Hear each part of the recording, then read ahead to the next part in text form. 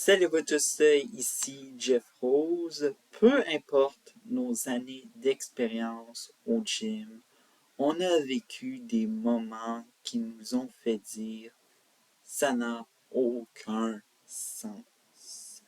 Après vous avoir conseillé, même parlé de mes conseils pour débuter vos démarches pour aller au gym, eh bien, voici dans cette partie 2 à propos du sujet du gym, les types de personnes à ne pas être ou même que vous n'aimeriez sûrement pas du tout croiser tout ça. Et attention, je me suis basé sur mon expérience personnelle.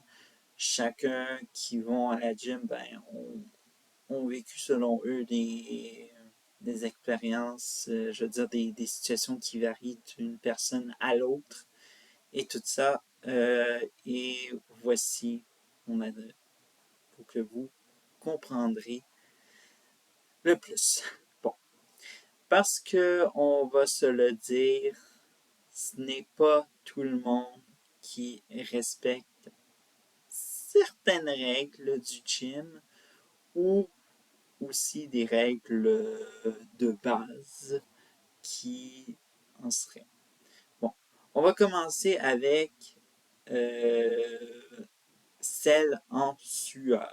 Alors donc, si vous êtes une personne qui a tendance à beaucoup suer après un exercice physique, bien, apportez votre serviette. Puis si vous voulez même, parce que bon, c'est difficile avec la panoplie, la sélection de serviettes qu'il y a sur le marché. Je peux vous conseiller euh, de vous acheter une que j'ai, mais je vous la recommande. Il s'agit d'une serviette de chez Decathlon. Le prix est abordable, grandeur raisonnable et bien sûr repliable facilement, comme vous le voyez. Il y a un élastique qui est après pour qu'on replie ça facilement. Bref. Ou sinon, si vous dites, il y a certains gyms également qui offrent une solution de bas coût et pas très écologique, qui est le papier brun. Et pourquoi je dis pas très écologique? Parce que pour certaines personnes, c'est pas l'idée du siècle, hein, pour certains. Hein. Si vous n'êtes pas du genre à ramasser vos déchets et faire l'effort d'aller les mettre à la poubelle, dites-vous que quand je suis allé à certains appareils, oui, il y a beaucoup de monde qui laisse leurs traces et pense que ça va s'effacer avec les employés qui vont faire le ménage. Bref, alors donc, apportez votre serviette, c'est mieux et tout ça. Bref. Le deuxième point, alors donc, celle qui s'approprie l'équipement. Alors donc, je vais être précis. Alors donc, je m'en vais dans la section musculation. Alors donc, pour faire les haltères. Et soudainement, je remarque qu'il y a certaines personnes qui s'amusent à avoir, je ne sais pas combien d'haltères ou sinon d'équipements, alors que ils ne sont pas chez eux.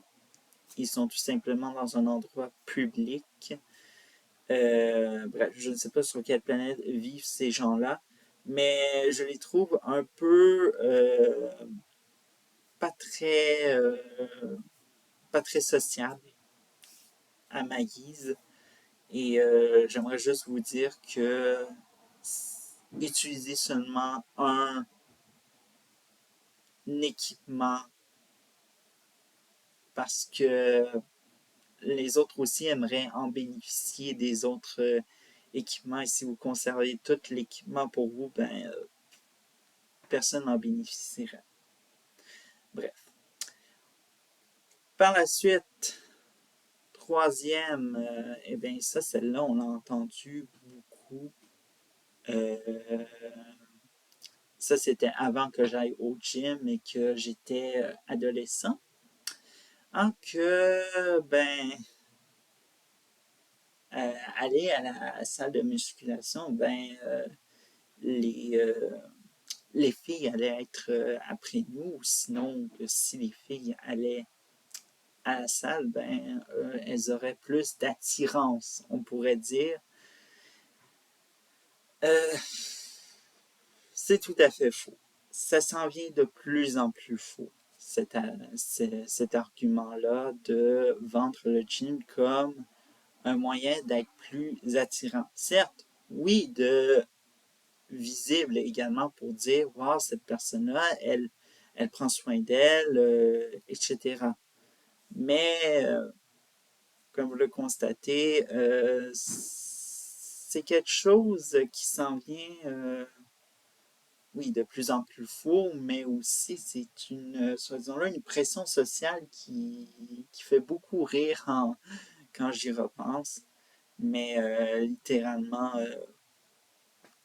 bref. Alors donc, voilà, c'est un peu ça ce que je voulais aborder là et tout ça. Alors donc, s'il vous plaît, si vous êtes reconnu dans ces 3 points, s'il vous plaît, consultez ou je ne sais pas trop, changer d'attitude ou bref, voilà. Glow, baby glow.